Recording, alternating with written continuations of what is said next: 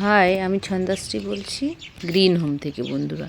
তো আজকে দেখতে পাচ্ছ বন্ধুরা, এগুলো জিজি প্ল্যান্টের দেখো চারা তৈরি করেছি, সেগুলোই আমি রিপোর্টিং করব।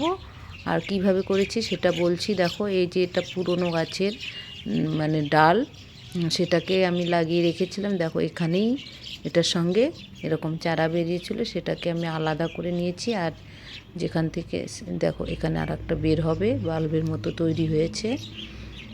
আর এটার থেকেও দেখো একটা চারা, এই চারাটা তৈরি হয়েছিল এই ডালটার থেকে। দেখো প্রথমে একটা এরকম আলুর মতো বাল্ব হয়, তারপরে বাল্বের থেকেই কিন্তু চারা তৈরি হয়। এটার তো তৈরি হচ্ছে, এটা একদম ডালের আগার অংশ। তো দেখো এগুলো আমি পাতা থেকে তৈরি করেছি বন্ধুরা। এই যে এই দেখো, পাতা থেকেও প্রথমে পাতা থেকে বাল্ব হয়, সেই বাল্ব থেকেই কিন্তু এরকম গাছ বেরিয়ে আসে। তো এই আমি ডাল এবং পাতা থেকে কিন্তু এই গাছগুলো তৈরি করেছি, সেগুলোই আমি এই আমার পটটিতে লাগাবো, তোমাদের সেটাই শেয়ার করছি। তো দেখো, জল বেশি হওয়ার কারণে কিন্তু জিজি প্ল্যান্টের এই যে নতুন শিকড়গুলো কয়েকটা মানে প্ল্যান্টের পচে গেছে, সেগুলো পরিষ্কার করে আমি সুন্দরভাবে পটে বসিয়ে দেব। জিজি প্ল্যান্ট বন্ধুরা একদম জল কম লাগে, মানে একবার জল দেওয়ার পর 15 দিন 10 দিন অন্তর জল দিলেই হয় বন্ধুরা। আর জিজি প্ল্যান্টকে একদম ছায়াযুক্ত, যেখানে ব্রাইট আলো আসে, যেমন বেলকনি বা বারান্দার ধারে বা যেখানে পূর্ব দিকের রৌদ্র আসে, এরকম জায়গায় রাখলেই খুব সুন্দর গ্রোথ হয় বন্ধুরা এই গাছে। তো দেখো, এই মাটিতে আমি কিন্তু তলার অংশে কিছুটা নিমখোল আর এই যে এটা ফাঙ্গিসাইড, এই যে সাব ফাঙ্গিসাইড দিয়ে দিলাম। তোমরা যে কোনো ফাঙ্গিসাইড দিতে পারো, না থাকলে কিচেন থেকে তোমরা হলুদের গুঁড়োও কিন্তু ব্যবহার করতে পারো। তো আমার কাছে যেহেতু আমি নিয়ে এসেছি, তো সাব আর দেখো নিমখোলটা নিচে দিয়ে দিলাম, পোকামাকড় যেন না হয় সেই জন্য। তো জিজি প্ল্যান্ট দেখো বন্ধুরা, ডাল থেকে, পাতা থেকে এবং যে কোনো অংশ থেকেই বসিয়ে দিলেই কিন্তু ছোট সুন্দর সুন্দর বেবি বেরিয়ে আসে। তো দেখো, আমি এই মাটি তৈরি করেছি, এর মধ্যে কিন্তু কিছুটা সিন্ডার মিশিয়ে দিয়েছি, কারণ আমার কিছুটা সিন্ডার ছিল, কম মনে হচ্ছিলো, তো আরেকটু মিশিয়ে দেবো। এখানে সিন্ডার 1 ভাগ, বালি মাটি আর 1 ভাগ তোমার ভার্মি কম্পোস্টের পরিবর্তে আমি কিচেন কম্পোস্ট দিয়েছি। ভার্মি দিলেও হয়ে যাবে বন্ধুরা।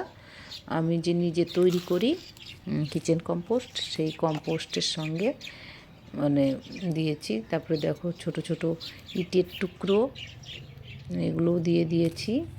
আর নিমখোল, ফাঙ্গিসাইড, এগুলো দিয়ে মাটি তৈরি করেছি বন্ধুরা। তো দেখো, দুটো চারা বসানো হয়ে গেছে ডাল থেকে, যে দুটো তৈরি করেছি। আর এখন দেখো এগুলো, এই যে পচা শেকড়গুলো আমি পরিষ্কার করে নিয়ে এগুলো বসিয়ে দেব। তো এরকম এই 3টে পাতা থেকে কিন্তু বন্ধুরা তৈরি করেছি। দেখো এখানে একটু মানে কালো স্পটের মতো আছে বাল্বটার মধ্যে, তো আমি একটু ফাঙ্গিসাইড দিয়ে নিলাম যেন পচন, ওখান থেকে পচন না ধরে। কারণ জিজি প্ল্যান্ট বন্ধুরা জল বেশি হয়ে গেলে কিন্তু পচন ধরে আর শিকড়গুলো পচে যায়, তারপর ধীরে ধীরে এই বাল্বটাতে পচন ধরে জল বেশির কারণে। কারণ এই বাল্বেই কিন্তু ওরা গাছে মানে জল স্টোর করে রাখে, তাই এই গাছে জলের খুব প্রয়োজন হয় না। একবার দেওয়ার পরে 15 দিন বা যেখানে যার মাটি যেভাবে তৈরি করবে ওয়েদার অনুযায়ী, মানে মাটি শুকিয়ে গেলেই জল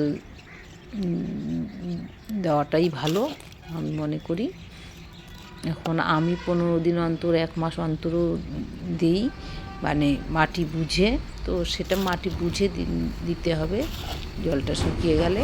তো এই গাছগুলোকে লাগানোর পরে কিছুদিন আমি ছায়াযুক্ত জায়গায় রাখবো। আর এমনিতেও জিজি প্ল্যান্টকে ছায়াযুক্ত জায়গায়, যেখানে মর্নিংয়ে রোদ আসে, এরকম জায়গায় রাখলে খুব ভালো হয়।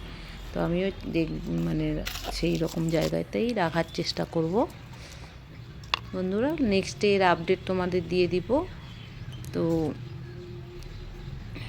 এই ডাল থেকে এবং কন্দ থেকে পাতা তৈরির ভিডিওটা তোমাদের কেমন লাগলো? যদি ভালো লাগে অবশ্যই লাইক, কমেন্ট এবং শেয়ার করো। আর যারা নতুন দেখছো বন্ধুরা, তারা আমার চ্যানেলটিকে সাবস্ক্রাইব করে দিও। এরকম আরও নতুন নতুন ভিডিও তোমাদের জন্য নিয়ে হাজির হব। তো এই দেখো সুন্দর লাগানো হয়ে গেছে। আমি একটু নেক্সট জল দিয়ে এটাকে ছায়াযুক্ত জায়গায় রেখে দিব।